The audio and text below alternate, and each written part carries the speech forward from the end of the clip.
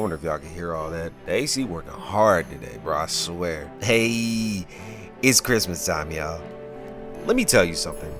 I am an all-around creative. So I like art, music, decoration, cooking, all of it. There's rarely a creative outlet that I just won't have the slightest interest in. You can't find one. Last year, some of you saw that I posted all those different Christmas decoration shorts.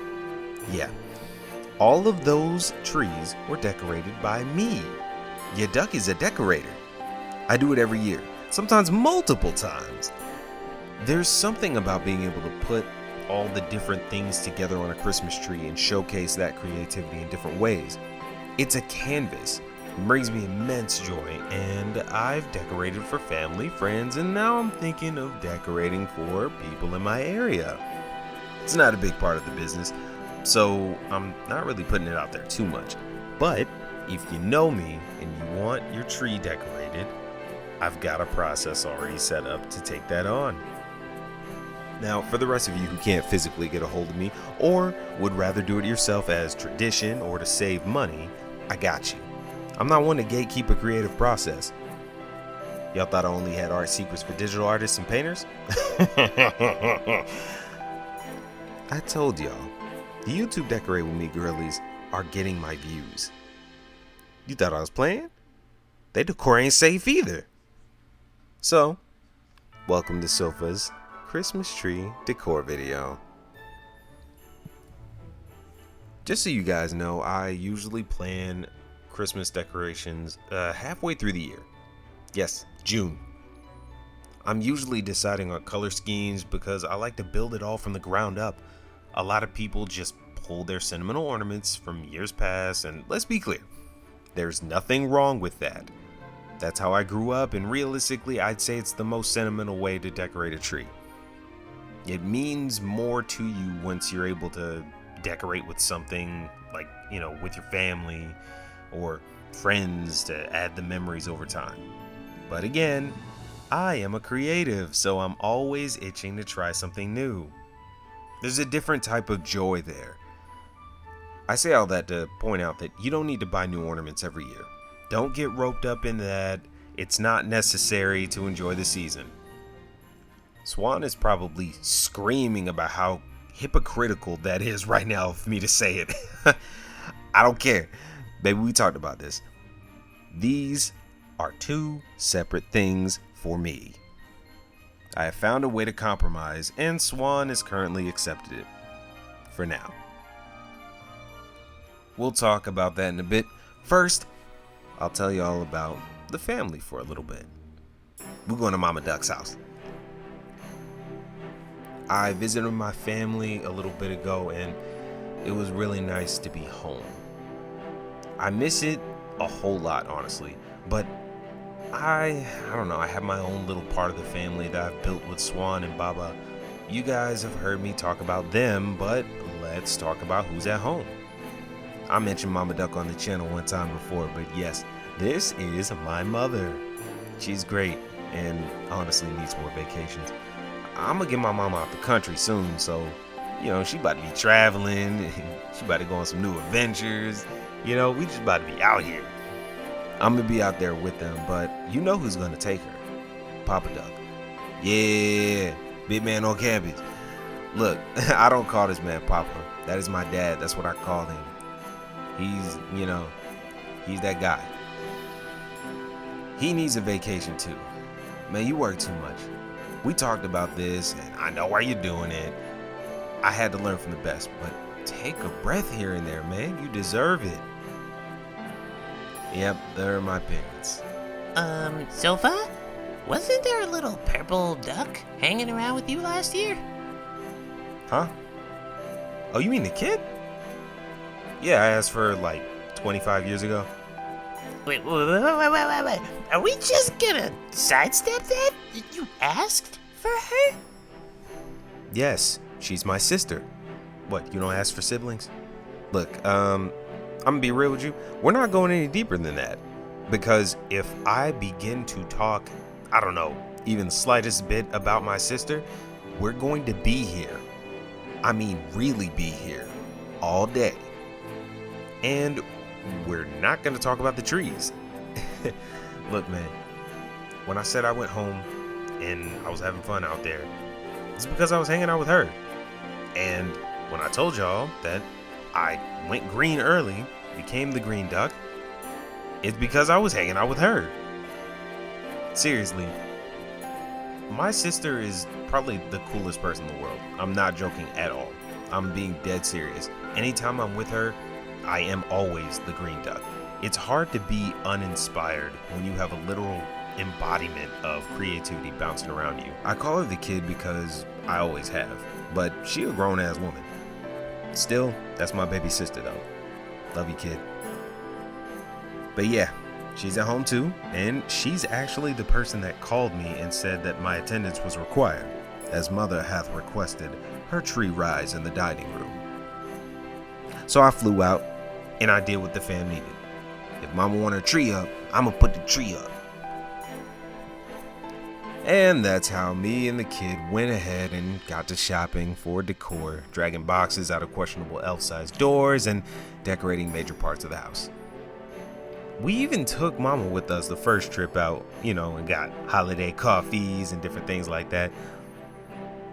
This is about to be a real triggering PSA for people though, because we don't just BS this, all right? There's a serious process here. We will start with the basics of how to put up a Christmas tree. Some of you might say, this shouldn't need to be explained. If your trees usually look like somebody sat on it before dressing it on the floor, you might want to shut up and listen. Now, if you've got a real tree and it still looks bad, that means you bad at picking trees. It's entirely your fault. I can't help you with that. For an artificial tree though, get the stand, place the whitest part on the first, then stop. Don't place your entire tree up and think you can just fix the whole thing at once. That's why your tree look lopsided. Also, don't just drop all the branches down and, try to work with it. You're putting too much information in your head. You didn't even know what to do with it. We're working from biggest to smallest here. You're going to take each branch and spread them to where they look almost like a star from the front. Basically, we're trying to make every branch take up the most visible surface area possible. On top, it's going to look kind of weird, but from the side, once you've done it all to, all the branches that are there, you'll notice that it's visibly thicker as the tree and has way less gaping holes. They won't all be gone, but that's what the other stuff is for. You know what's funny? I bet most of y'all didn't even know that your trees come with instructions on this. Once you've finished the first part of your tree, continue on until the entire thing is up and fluffed. Congrats! That's the basics. Don't forget to throw your lights on here either. If you're adding them on your tree, or if it isn't pre-lit or whatever, just make sure you're doing this right. Keep in mind what your color scheme is when it comes to this. If you're using cool colors, understand that you're gonna want to go with similar lighting unless you are intentionally going for a contrast.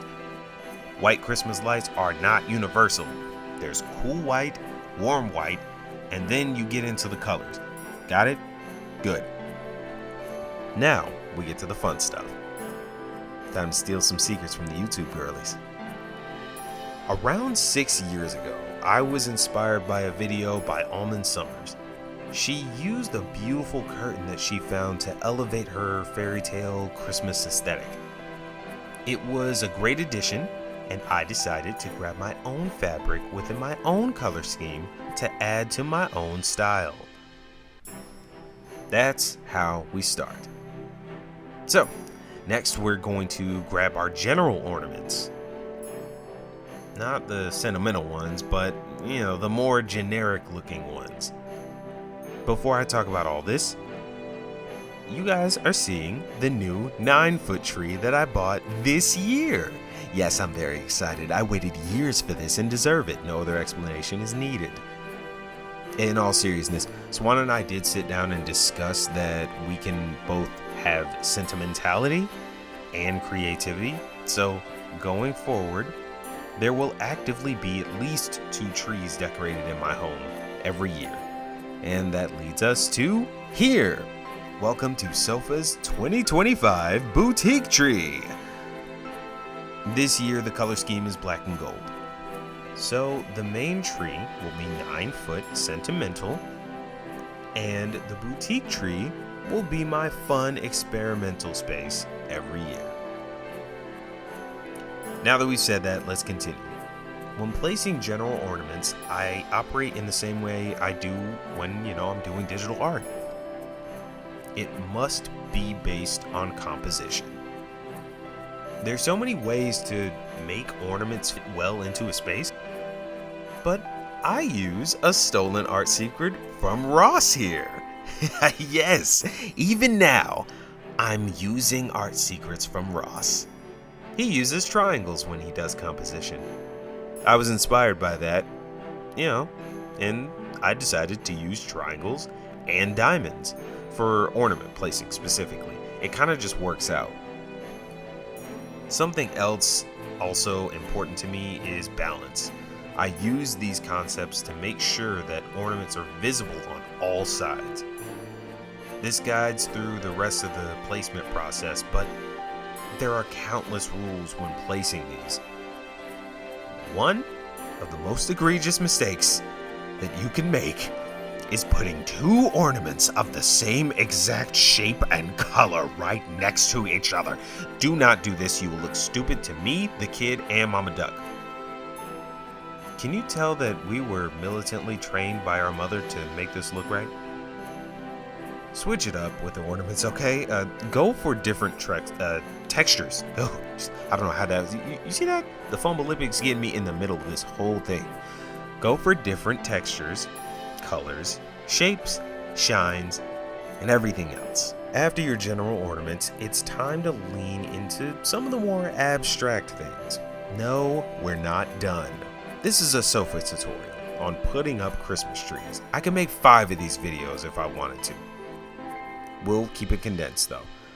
The next thing you need to do are find your picks. Yes, floral picks are different flower and twig designs that can literally just be shoved into a tree to make it look more organic. It gives you, beautiful variation to all of the other things. These should be well balanced, but not symmetrical. It makes the design too artificial, in my opinion, when you start trying to do the whole symmetry thing with picks.